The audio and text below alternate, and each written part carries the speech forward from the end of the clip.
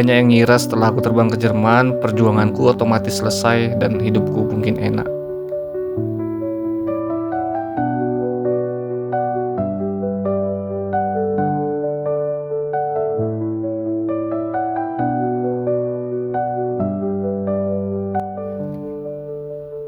Baru beberapa bulan di sini, aku gagal dalam masa percobaan. Aku akui di awal-awal itu aku sulit beradaptasi dengan bahasa. Tapi aku nggak ada melakukan tindakan kriminal, aku nggak ada bunuh pasien, aku nggak ada salah ngasih tindakan ke pasien.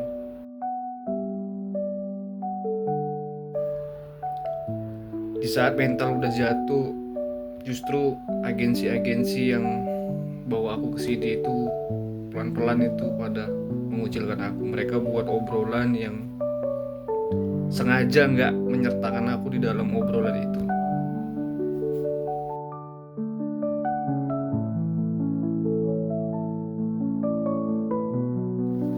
Mereka buat jamuan makan, buat agenda kecil lainnya yang nggak ngasih tahu aku, yang nggak ngajak aku.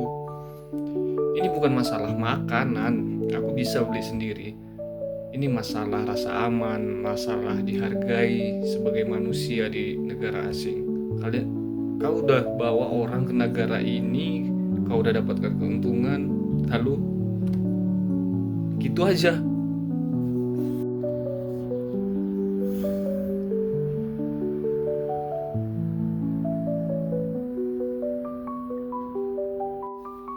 Bahkan aku tuh gak pernah selama belajar, gak pernah neko-neko, gak pernah protes sama mereka apapun kebijakan yang tiba-tiba berubah sama mereka. Bahkan ketika teman-teman komplain, aku yang sapuin semua, aku yang ngebersihin nama mereka, kayak aku baik-baikin lah gitu. Sampai aku ada momen bilang kalau jangan kencing di air minum, jangan kalian kencing di sumur tempat kalian minum. Sampai banyak teman yang mempertanyakan kalimat itu hanya untuk membersihkan mereka. Bahkan aku dia perlakukan kayak ya nggak dianggap tuh, kayak ngerti sendiri. Waktu pas ujian mereka tuh kayak remeh gitu, kayak ngerasa aku nggak bisa ya lulus. Terus waktu berangkat, dari semua peserta berangkat hanya aku yang nggak diantar. Yang lain dibuatkan video-video yang bagus, aku nggak ada. Ya awalnya aku nggak masalah gitu, tapi setelah kejadian belakang ini ternyata memang sebegitunya mereka lebih suka yang bagus-bagus, lebih suka kabar yang bagus-bagus ketimbang mereka dukung orang yang sedang ketimbang yang jelek-jelek gitu. Mereka nggak mau ya ngerangkul gitu ya. Aku bukan kriminal, aku bukan melakukan tindakan kesalahan di sini.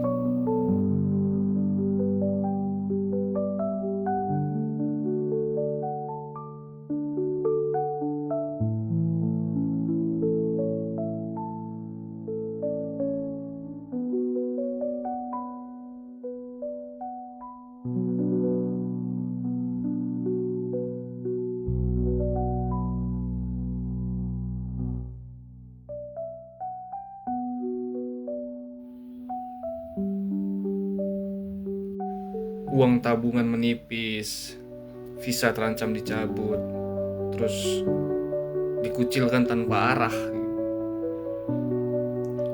Saat itu pilihannya cuma dua, menyerah, pulang, atau berjuang sendiri. Dan ini yang aku lakukan.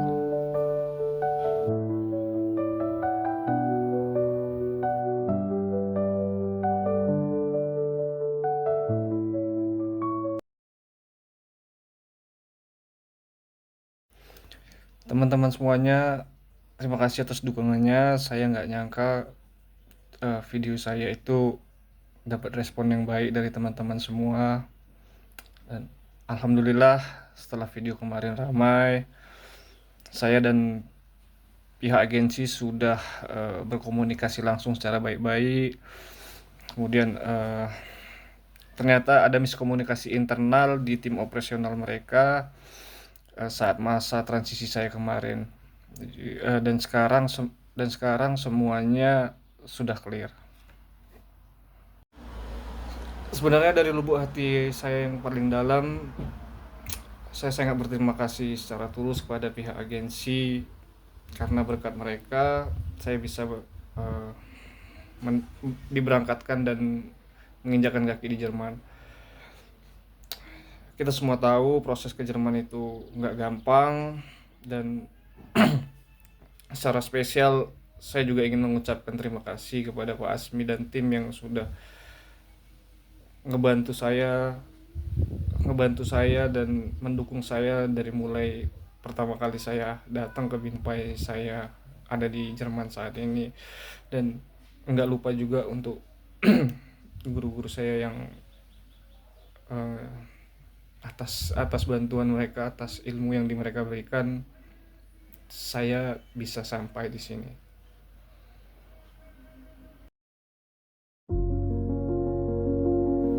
Uang tabungan menipis, visa terancam dicabut, terus dikucilkan tanpa arah. Saat itu pilihannya cuma dua, menyerah, pulang, atau berjuang sendiri. Dan ini yang aku lakukan.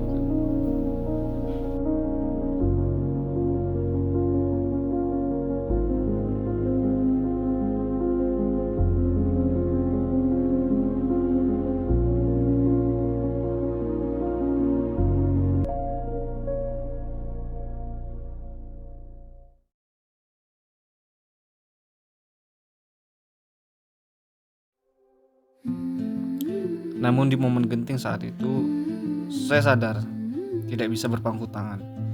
Pilihannya cuma satu, berdiri di atas kaki sendiri. Langkah pertama, saya nekat mendatangi kantor imigrasi sendiri untuk memastikan status izin saya.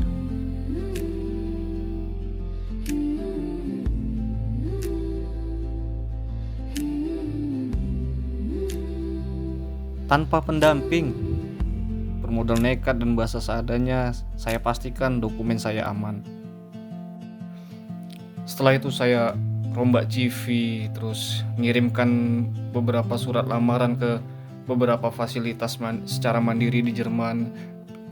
Saya juga nelpon atau menghubungi teman-teman saya yang ada di Jerman untuk menanyakan ketersediaan tempat di tempat kerjanya.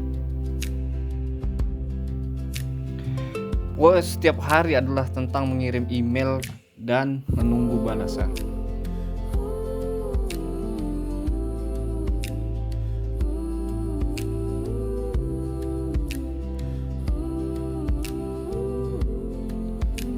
Jujur, momen menunggu itu berat banget di tengah ketidakpastian.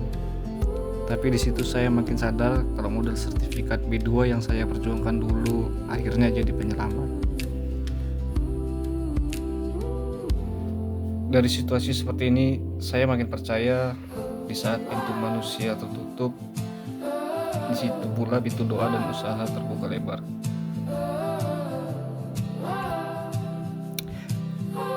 Aku kaget dan gak nyangka beberapa minggu kemudian kotak masuk emailku justru penuh undangan untuk interview.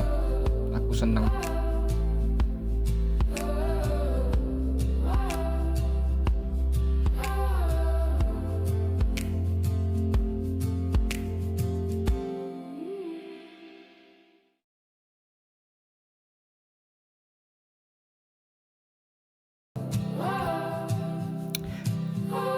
Aku kaget dan gak nyangka beberapa minggu kemudian kotak masuk emailku justru penuh undangan untuk interview.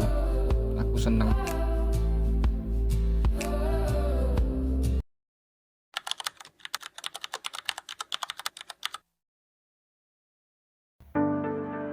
Setiap wawancara yang kulewati adalah pembuktian. Aku bicara langsung dengan pimpinan Paskes sebagai perawat. Di momen ini aku sadar nilai kita ditentukan kita sendiri, bukan penilaian sepihak orang yang melakukan kita.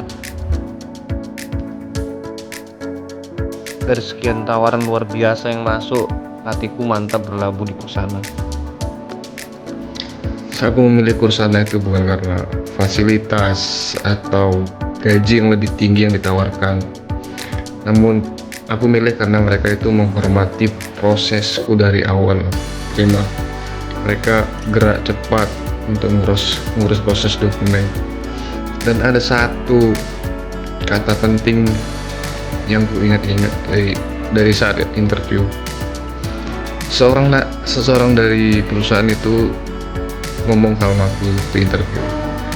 Saya mengerti perasaanmu sebagai seorang ayah, kamu seorang ayah, dan kamu berada jauh dari keluarga, itu berat buatmu. Jadi dengar kata itu kayak dihargai dia, dan jarang gitu di kota yang maju ini yang berpikir secara, dan itu jarang banget. Di Jerman itu perusahaan masih berpikir nyambung ke arah situ. Kontrak sudah kutandatangani dan pertanggal 1 Juli babak baru perjuanganku sudah kumulai di sini.